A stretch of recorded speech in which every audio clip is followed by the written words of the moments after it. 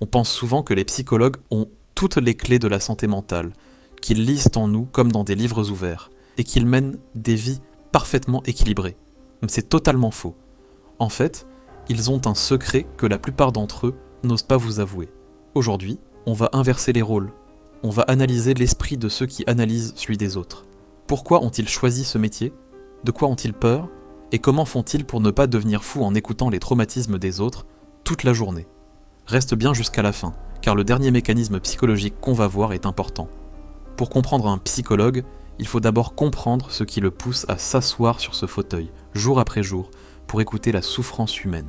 Statistiquement et psychologiquement, une immense majorité de psys n'a pas choisi ce métier par hasard ou par simple curiosité scientifique. C'est souvent une réponse à leurs propres failles ou à une dynamique familiale passée. Le psychiatre Carl Jung appelait cela l'archétype du guérisseur blessé. Bien souvent, le futur psychologue a été l'enfant médiateur dans sa famille, celui qui devait calmer les tensions, ou l'enfant parentifié qui s'occupait du bien-être émotionnel de ses propres parents. En grandissant, cette habitude se transforme en vocation. Le psy n'est pas un être supérieur sans problème. C'est un expert de la cicatrisation parce qu'il a lui-même des cicatrices. Il cherche, consciemment ou non, à réparer chez les autres ce qu'il a dû réparer chez lui. Ok, ils ont leurs propres failles, mais alors, comment font-ils pour que les problèmes des patients ne deviennent pas les leurs ? Comment font-ils pour ne pas s'effondrer après une journée passée à écouter des histoires de rupture, de deuil ou de traumatisme ? C'est là que leur cerveau doit activer un mode de protection presque flippant. Le plus grand défi d'un psychologue, c'est d'éviter ce qu'on appelle le traumatisme vicariant ou la fatigue de compassion.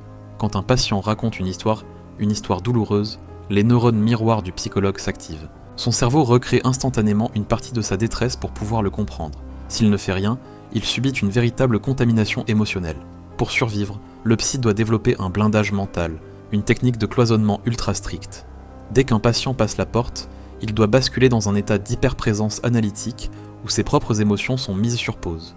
Ce n'est pas de l'indifférence, c'est de la survie psychique. Il doit prêter son système nerveux à son patient le temps d'une séance, puis réussir à le récupérer intact à la minute où le rendez-vous se termine. Si tu te demandes comment fonctionne l'esprit humain, ou si tu as simplement envie de mieux décoder les comportements de ton entourage, c'est le moment parfait pour t'abonner à la chaîne. Ça me soutient énormément, et ça te permet de ne rater aucune des prochaines analyses psychologiques. Quand un psy se tait et regarde son patient fixement après une de ses phrases, ce n'est pas parce qu'il n'a rien à dire. Le silence est un outil thérapeutique puissant. Il crée un inconfort qui le pousse à meubler le vide, et c'est souvent dans ce vide que sortent ses vérités les plus profondes. Il y a aussi deux concepts majeurs qui régissent la tête du psy, le transfert et le contre-transfert.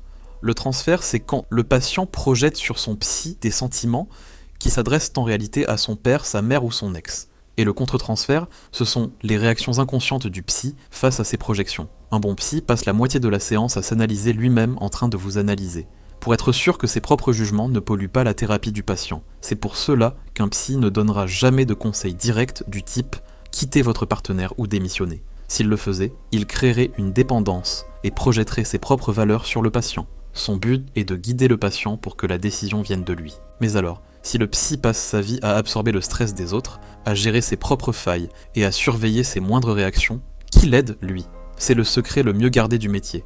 Les bons psychologues ont tous un psychologue. C'est ce qu'on appelle la supervision. Imaginez le psychologue comme un ordinateur qui accumule des données très lourdes et parfois corrompues tout au long de la semaine. La supervision, c'est le disque dur externe, où il va pouvoir décharger tout ce qu'il a encaissé. Devant son superviseur, le psy peut enfin dire « Ce patient m'a bouleversé, cette histoire m'a mis en colère, ou je ne sais plus quoi faire ». La psychologie n'est pas une science solitaire, c'est un immense réseau de soutien où chacun a besoin d'un miroir pour ne pas se perdre. Comprendre la psychologie des psychologues, c'est réaliser qu'ils ne sont ni des magiciens capables de lire dans les pensées, ni des robots insensibles. Ce sont des êtres humains avec leurs propres doutes et leur propre histoire, qui ont simplement appris à domestiquer leurs faiblesses pour mieux éclairer celles des autres.